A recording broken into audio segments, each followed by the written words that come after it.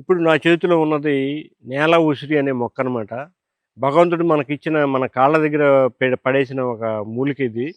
మనకి నేల ఉసిరిని ఎలా గుర్తించడం అంటే, మనకు రాతి ఉసిరి లాగానే ఈ కాయలు, ఈ ఆకులు వెనకాల కాయలు కనిపిస్తా ఉంటాయన్నమాట. చూడండి మన ఉసిరి చెట్టు మామూలు రాతి ఉసిరి చెట్టు ఏదైతే మనం ఔషధాల్లో ఉపయోగిస్తామో, అలాగే ఇది కూడా ఈ కాయలు, ఆకు వెనక భాగంలో మనకి ఉంటాయన్నమాట.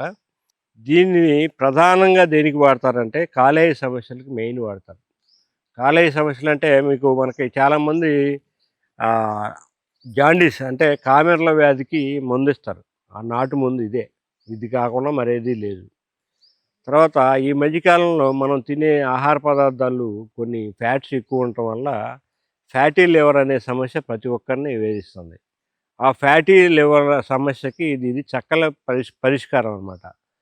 దీన్ని నేల ఉసిరి కాబట్టి దీన్ని భూ ఆమ్లిక అంటారు. అంటే మన మామూలు ఉసిరినేమో ఆమ్లిక సంస్కృతంలో లేదా అమ్మలిక అంటారు. దీన్ని భూ ఆమ్లిక అంటారు. భూమి మీద దొరికే ఉసిరి అనమాట ఇది. నేల ఉసిరి. ఇప్పుడు ఇది మనకి చాలా పొలంలో విరివిగా కనపడతా ఉంటది.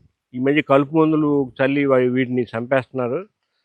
ఇది మనకి మెయిన్ కాలేయ సమస్యలు నివారించడానికి ఉపయోగపడుతుంది. తర్వాత ఇది యాంటీబయాటిక్, తర్వాత యాంటీ వైరల్ కూడా.